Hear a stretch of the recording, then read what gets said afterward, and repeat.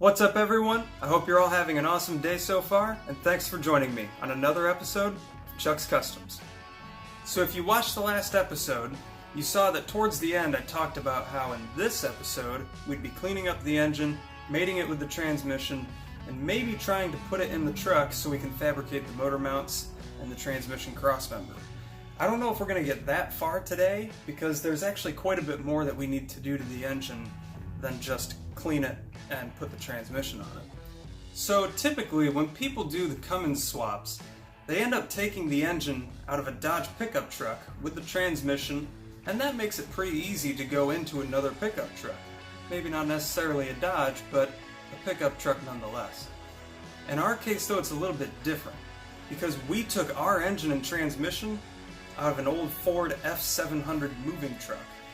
So it's not really meant for a light-duty truck. It's got a bunch of hydraulic pumps on it, and the fuel filter is in a weird spot from what it should be, and just a couple other things. So let's bring you down here so you get a better view of what I'm talking about. So typically, when you get this engine out of a Dodge pickup truck, the fuel filter would be mounted right up under here.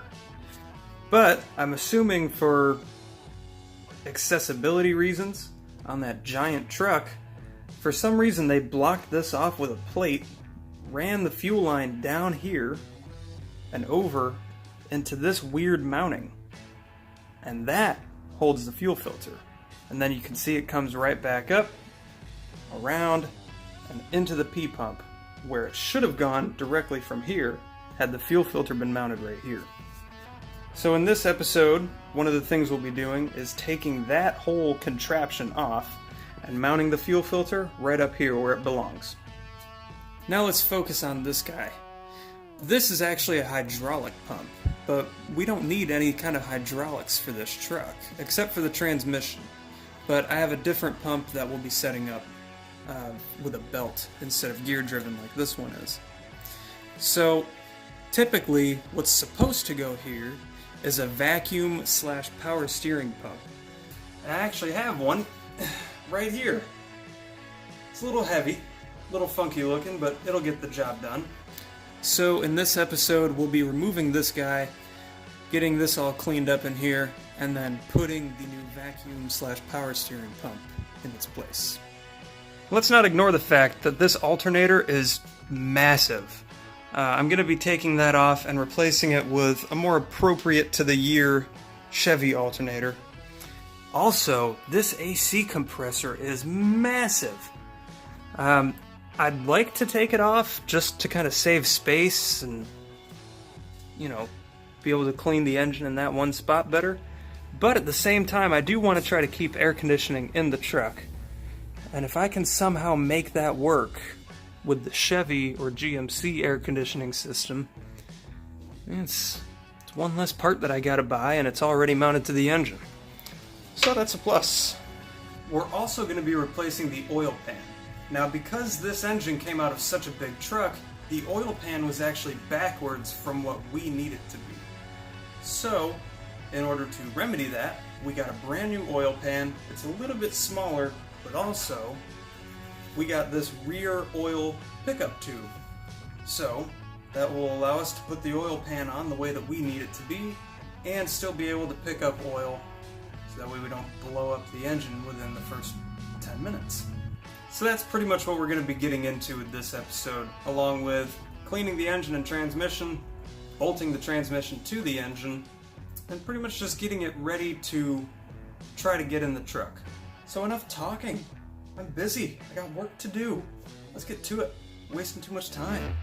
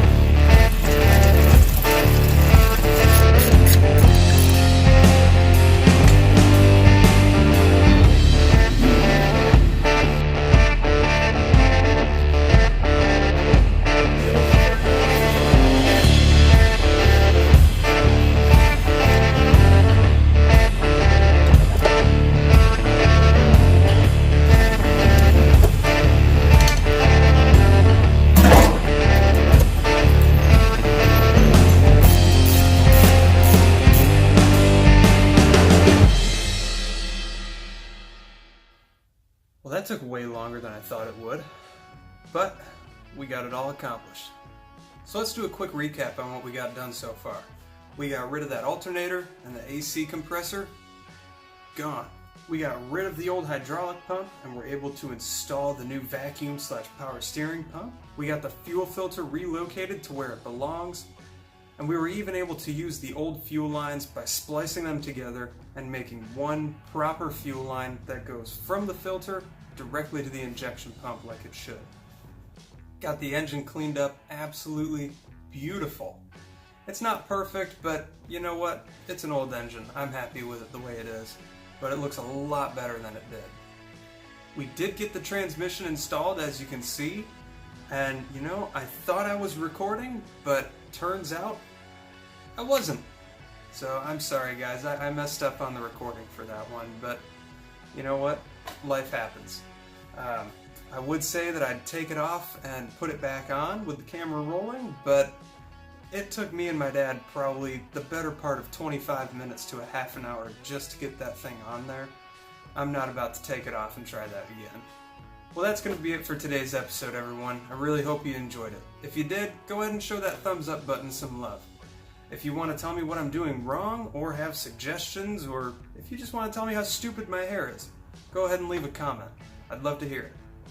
And if you want to see what I'm going to be getting into in the next episode, make sure you subscribe so you don't miss it. So I guess all I have left to say now is thanks for watching, everyone, and I look forward to seeing you on the next episode of Chuck's Customs.